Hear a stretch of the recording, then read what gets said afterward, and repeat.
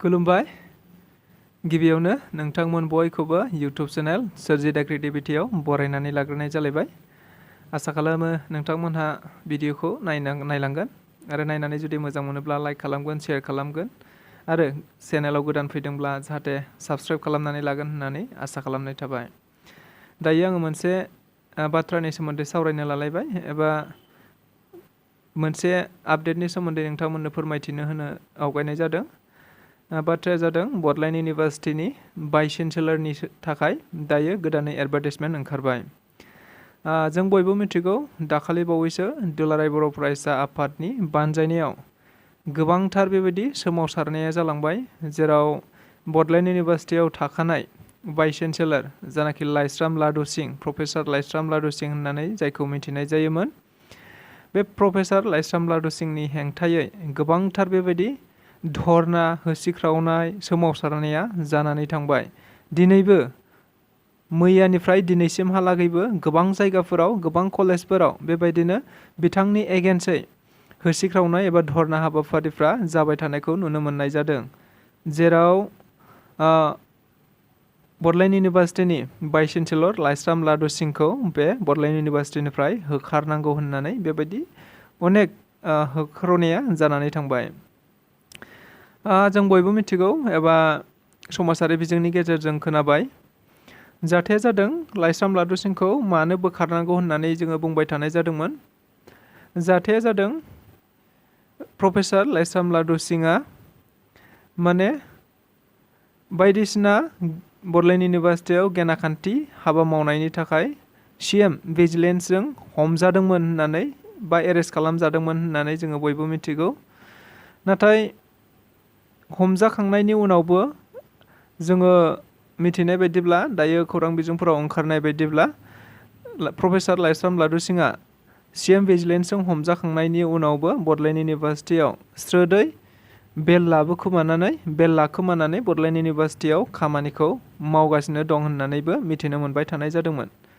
जाय बाथ्राखौ लानानै दुलाराय बर' फरायसा आफादा लिड लानानै बेनि एगेन्स्टै गोबांथार होख्रावनाय जादोंमोन, जेराव आसामनि सोलोंथाइ मन्थ्रि, गभर्नर, ओरैहाय आसामनि गिबि मन्थ्रि बिथांमोननिसिम गोबां खुद्रिनाय होबाय थानाय जादोंमोन आरो गोबांबार बेबायदिनो मेम'रेन्डामबो होबाय थानाय जादोंमोन, जायनि जाहोनाव थांनाय बावैसो सिगां आसामनि गभर्नर बिथाङा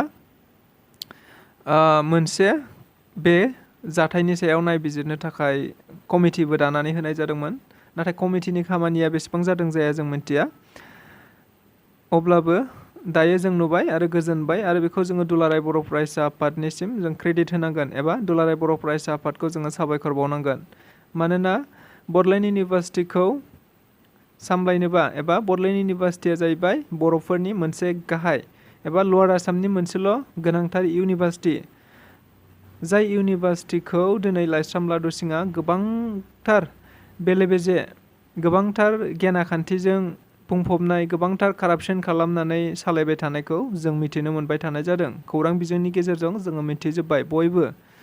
दायो बेखौ लानानैनो दुलाराय बर' फरायसा आफादा होख्रावबाय थानाय बायदियैनो दिनैनि गोबां बेबायदिनो खौरां बिलाइफोराव ओंखारबाय जे बडलेण्ड इउनिभार्सिटिनि रेजिस्ट्रार बिथाङा मोनसे एडभार्टाइजमेन्ट हगारनानै होनाय जाबाय, जेराव बडलेण्ड इउनिभार्सिटियाव सासे भाइस-chancellorनि गोनांथि दङ आरो बे भाइस-chancellorनि एडभार्टाइजमेन्टआ फैगौ 10 अक्ट'बरसिम एप्लाइया जागोन। बेनिखायनो जायफोरा गोसो गोनां एबा जायफोरा मिनिमाम क्वालिफिकेसन UGC नर्म्स थानाय जानांगोन, बेनि अनगायैबो 10 years एक्सपिरियेन्स थानाय जानांगोन बेहा टिचिंआव एबा कलेज इउनिभार्सिटि लेभेलाव बेहा 10 years मिनिमाम एक्सपिरियेन्स थानाय जानांगोन। बेनि अनगायैबो 2023 मायथाइनि 10 अक्ट'बरसिमहालागै